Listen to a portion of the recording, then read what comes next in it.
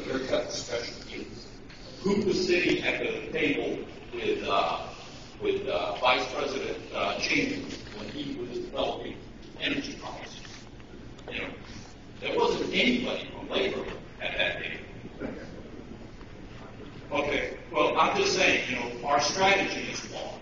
Our strategy is seriously flawed. And if we are going to fight these people on an even basis, we have to take up the same strategies that they are. And that is, just like in business, hostile takeovers.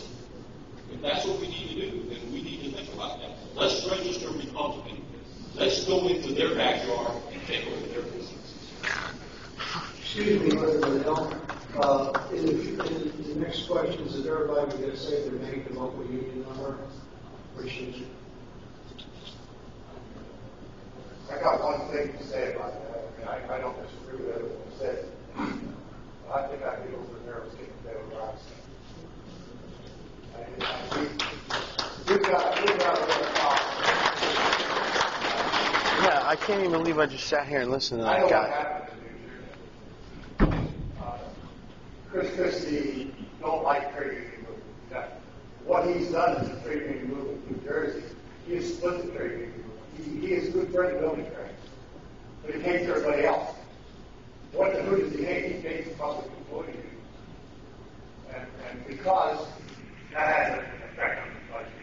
So there's a lot of pros and cons to what you said.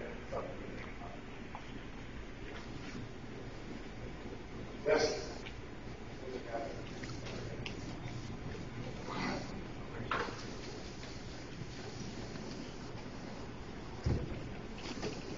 Big Snow, 349.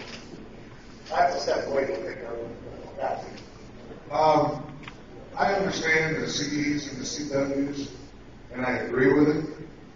However, it seems that the contractors are starting to take advantage of the CEs and CWs, and there's a lot more journeymen and apprentices that are sitting on the bench while the CEs and CWs are still working. And what can be done about that? Excellent question.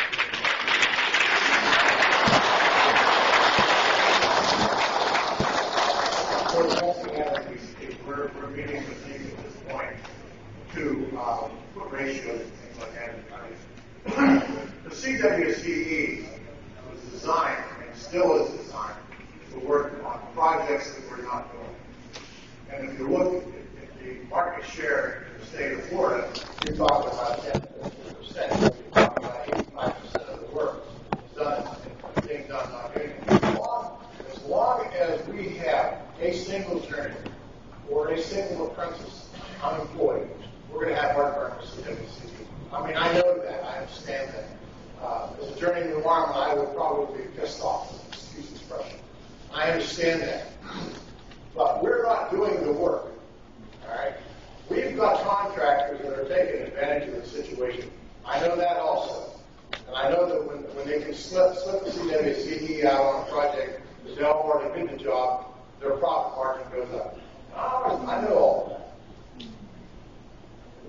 Why did we start the CWCE? It started here in Florida because if you take a ride around your town, as we've asked you to do a number of times, and look at what's happening out here, the people are actually doing the work. People are actually out there doing the work. Not during the environment, as we know during the environment. They are not. But they're doing over 75% of the work in this country. They're doing it.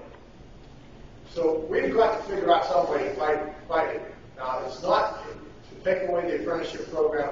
That's not the idea of it. To augment it, it is the idea. We're open to build, and we're going to have rough spots along the road. But without moving it to the continuing of just journeyman in the wireman, if you watch what I showed you, our membership is dropping, our work opportunities are dropping, and it's easy to say that CWCE got my job. What you don't understand, and not only you, but sometimes I have tough time understanding because I came up with the journey of environment, and I could have gone through the apprenticeship program for a long time. I understand that. I'm doing something different. Don't do it right. But anyway, the point of it is, we have to do what we have to code of excellence? You say, why a code of excellence?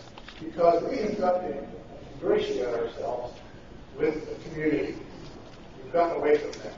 We've gotten away from the fact that we were years ago when we had the Intervention Apprenticeship Program. If we would have done that properly, we wouldn't have CWCEs today. But if you go back a number of years ago when we had white ticket people, we had whiteboard, we had, I can name you any number of different classifications we had. That all was accepted. You know why it was accepted? Because we had too much work. We had all the work we could stand. Right now we don't have it. If the economy would turn around and we would need those guys, we'd be more happy to welcome them. You know what the next question would be? Why are we taking them suckers in to make them dirty? That's the next question would be. And let me tell you something. If you don't, and if we go back to using them and then throwing them out, you're going to have bigger problems in 20 years. It's not a fantasy of leading. CWCE is not the total answer. But it is part of the answer, yes. Yes, sir. Me. Yeah, you do. I don't want you jumping because I see you over there jumping around. They do call me Gator, actually. But, my name is Sam Gago, at the model 728. I have a question for you. I take a call, and I'm working under a working agreement. I should be entitled to all the money that I am earning under that working agreement. So my question is, when I go work on the locals, why is my health and welfare money all of it not being reciprocated back to my fund?